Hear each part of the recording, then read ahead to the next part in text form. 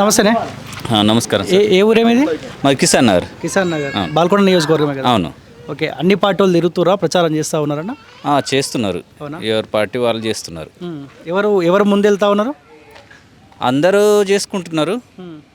ఇక ఏ పార్టీ వాళ్ళు ఆ పార్టీకి చేసుకుంటున్నారు. మేము బీజేపీ నుంచి చేస్తున్నాం. అరవింద్ ధరంపురి ఆయనకు చేస్తున్నాం. ఇప్పుడు అరవింద్ని 2019లో ఎంపీగా పోటీ చేస్తే గెలిపించుకున్నారు. కవిత నొడగొట్టి నాకు అవకాశం ఇచ్చారు. ఏం చేయగలిగింది ఐదేళ్ల కాలంలో? పసుపు బోర్డు తీసుకొచ్చిండు.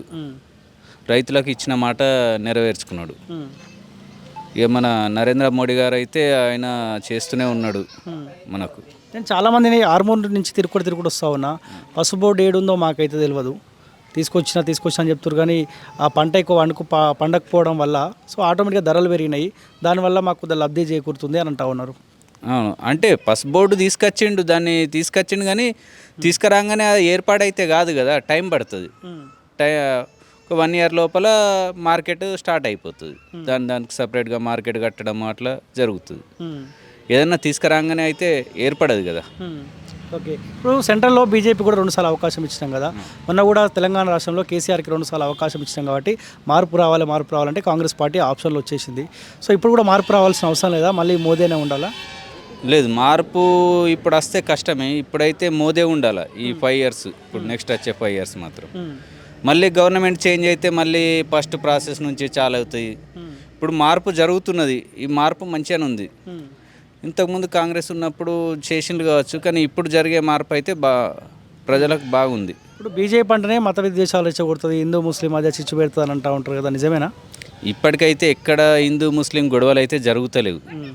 అందరు అనుడే కానీ ఇప్పటికైతే జరుగుతలేవు. అంతకుముందు ఎప్పుడో జరిగినాయట. ఇప్పుడైతే ఈ 10 years నుంచి అయితే జరగలే.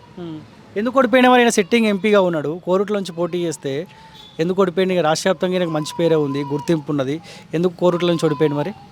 ఇక అది డబ్బు ఏదో ఉంటుంది ప్రజల్లో. ఇప్పుడు ఈయన డబ్బు ఏం ఖర్చు పెట్టలేదా, ఏమి ఇవ్వలేదా ఓటుకు? ఇచ్చిండు కావచ్చు, కానీ అది మనకు తెలియదు. ఇక డబ్బు ఖర్చు ఎక్కువ పెట్టిన వాళ్ళు గెలుస్తారు, తక్కువ పెట్టిన వాళ్ళు అంటే ఇక అన్ని కారణాలు ఉంటాయి, డబ్బే అని కాదు. ఇక ఈయన కాంగ్రెస్ పార్టీ అభ్యర్థి తెలుసా? జీవన్ రెడ్డి తెలుసా మీకు? అవును, తెలుసా. సో ఆయన కూడా బాగానే పేరు ఉంటుందా? చాలాసార్లు ఎమ్మెల్యేగా పోటీ చేసిండు, గెలిచిండు. ఆయన 3-4 సార్లు 5 సార్లు ఏమో చేసిండంట. అంటే ఇక్కడ పరిచయమా? జగిత్యాల నుంచి గెలిచింది చాలాసార్లు ఆయన.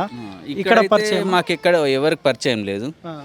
ఆయన పేరినుడే అంతే. ఇక ఈయన బాజిరెడ్డి గోవర్ధన్ అంటే నిజామాబాద్ డిస్టికే కాబట్టి కొద్దిగా తెలుసు అందరికీ.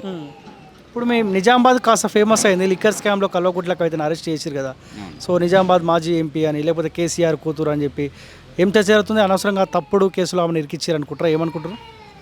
అంటే మనకైతే అంత ఆనం తెలియదు, అది గవర్నమెంట్ చూసుకుంటారు. మనం అంత పెద్ద వెళ్ళలేం, కానీ తప్పులు వాళ్ళే చూసుకుంటారు. ఇక తప్పు ఉన్నదా లేదా అనేది వాళ్ళే చూసుకుంటారు. మాకైతే అంత. మీరైతే బీజేపీకి? అవును. So 2 photos, Dharmapuri Arvind photo, Narendra Modi photo పెడితే ఏ ఫోటోకి మీ ఓటు అంటారు? నరేంద్ర మోడీకి. సో ప్రిఫరెన్స్ మోదీకి ఎక్కిస్తూ ఉంటాం అంతే. Right, thank you.